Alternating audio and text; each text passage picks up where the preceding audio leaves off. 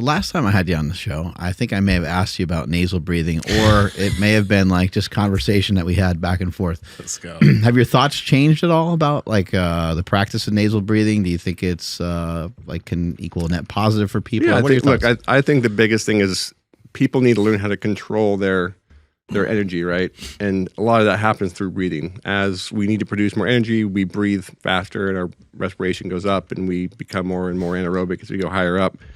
But you don't want to mismatch how much energy you need to produce versus how much you are producing. And I call this dynamic energy control. It's just managing your energy and being conscious about doing that. I think what breathing through your nose does is makes you get as much energy as you can before you start to increase that up to a higher plane, I guess you will. So I think it's just really good for controlling your energy in a very productive and efficient way. Obviously, you don't want to nasal breathe at 180 beats per minute because you can't do it. But you also don't want to mouth breathe at 110, 120 beats per minute because you don't need it.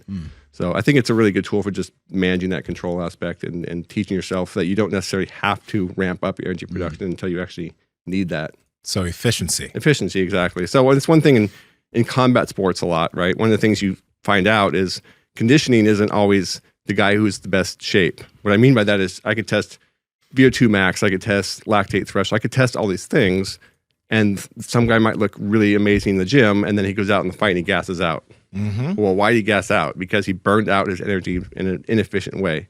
He was super nervous, his adrenaline shot through the roof, and he gassed himself out, right? Like he got the anxiety factor, and it just overcame him, and he was way too tense and threw wild punches and just was very inefficient with his energy. You need to learn how to control that anxiety, and you need to learn how to control your energy and manage your energy efficiently. So the guys that have more experience, DJ is perfect at this.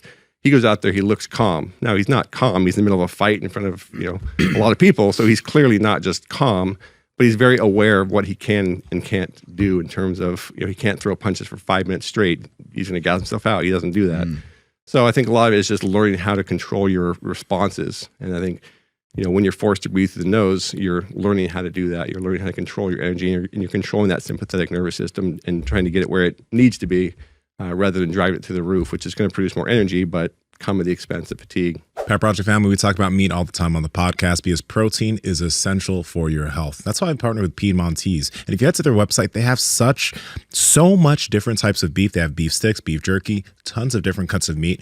You should go check them out. Andrew, how can they learn more? You guys got to head over to Piedmontese.com. That's Piedmontese.com. And at checkout, enter promo code POWER to save 25% off your entire order. And if your order is over $150 or more, you get free 2-day shipping. Links to them down in the description as well as the podcast show notes.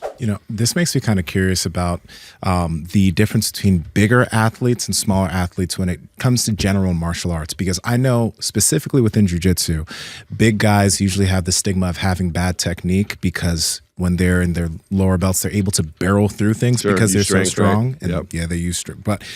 But they have to end up working harder on building good technique because they're so strong. And when they're able to do that, then they're very dangerous, Absolutely. Right? But when you were mentioning how bigger athletes also have an issue with breathing, I wonder, they have more muscle to move around, more to move around in general. But is that also because maybe they don't work on their breathing as much? Is there a tendency for bigger athletes to just kind of not work on their breathing versus the smaller athlete that has less mass to move around, so they end up being better at breathing? I don't know that many people work as much on breathing as they should to begin with, whether they're big or small. I think it just has bigger consequences when you're bigger, right? Yeah. I think that's probably more the case.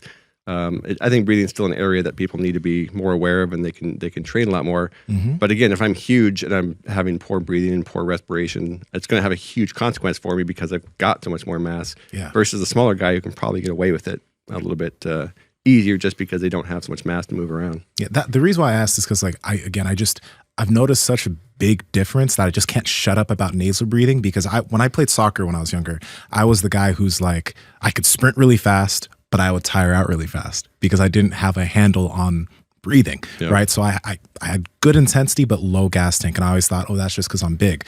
But once I made that switch to focusing on nasal breathing during performance, it's now I have the endurance that the smaller guys have. Yep. So the difference is control.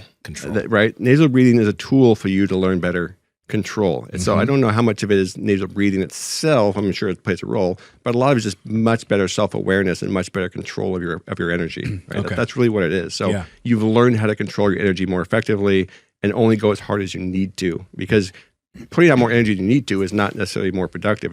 It's worse, right? Because you can't sustain it very long. So again, this is where I think good coaching and awareness becomes such a key. You're teaching your body how much I can put out before I do have to start raising my heart rate and raising my breathing, because there's a cost of doing that, and the cost is fatigue. Yes. Right? The higher heart rates I go, the cost is fatigue.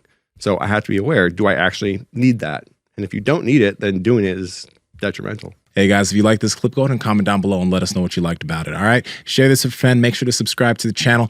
And also, we are on Reddit and Discord. All that's down below. All our sponsors and everyone that supports us down below there too, so you can get whatever you like from us. All right. Peace.